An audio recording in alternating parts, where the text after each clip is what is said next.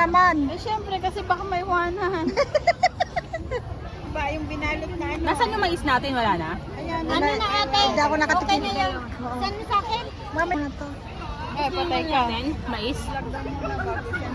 Ito mo. Barbecue. Yan ba yung may narinig natin Masarap noon? to, hindi biglaan. Oo, kasi naman yung apoy nila ano eh. Sinunog nila yung chicken wings eh. Kainis. Hello mga ka-OFW. Ipapakita ko po sa inyo ang mga Filipino foods dito sa Hong Kong. Kaya hindi namin masyadong namimiss ang mga pagkain dyan sa Pinas. Nandito po kami ngayon ng kaibigan ko sa maliit na karinderya ng Pinay. Dito kami kumain ng Filipino foods. Kasi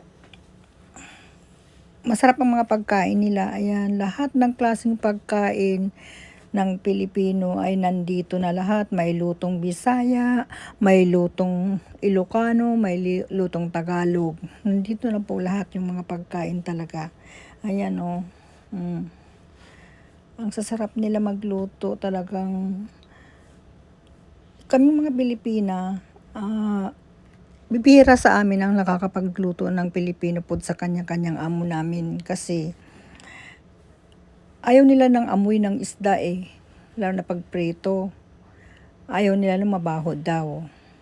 Kaya kapag linggo, pumabawi kami, kumakain kami sa mga karinderya ng mga Pinay dito sa Hong Kong. Dito kami kumakain talaga ng mga pagkain Pinoy. Ayan. Ayan, may mga hahulugan din dito ng mga cellphone daw yan. Nag-aalok sila katabi lang yan ng karinderya. Mga hulugan na hulugan ng mga cellphone. Ayan. Naghihintay kami ng Pilipinang matatapos sa pagkain para kami naman ang pumalit umupo. Kasi laging puno ang karinderyang ito sa mga Pinay. Ito nang napili kong pagkain. Ayan. Pero maraming mas masasarap, pero yung na-miss ko ng husto talaga itong pakbit tsaka bangus na daing medyo sunog siya. Maraming pagpipilian. May halo-halo din dito, ayan o, may halo-halo siya. Ayan, may mga tinapay din, may mga pandesal, mga pandikuko. Ito daw na ito. Itong mga tinapay daw na ito. Luto daw dito sa Hong Kong, mga yan. Yung mga residente dito sa Hong Kong, nagluluto sila sa mga bahay-bahay nila. Ayan, chicharon. Gustong-gusto ko. Ayan, mga tinapay. Ito, pandikuko daw yan. Pandikuko daw yan. Ayan. Ini-explain nung Pinoy na bata pa, sila daw ang nagluto. Ayan, may mga saluyot.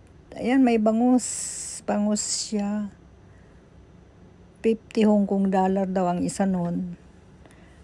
Nasa 300 plus na yung isang piraso. Ayan. Saluyot. Mga saluyot yan. Puso ng saging. Tapos saba. May itlog na maalat din dun. Ayan. Ito saba. Ang isang piraso ng saba dito is $10 ba? $10 ata. Kung yan, $10 sa pera natin nasa 70 pesos. Ayan, bumili ako ng pa-price ang tawag dyan. Gustong-gusto kong pag pumupunta ako dyan sa mga sa worldwide dito sa Hong Kong, yan ang binibili ko. Ayan, mangga. Galing ng India. Yan, binabalik-balikan ko siya. Kasi gusto kong kumain talaga. Kaya lang, mas gusto ko yung Indian Mingo ba. Tinanong ko ang isa. Ayan, may bangus na daing. Saluyot uli. Ay, dahon ng malunggay ata yan.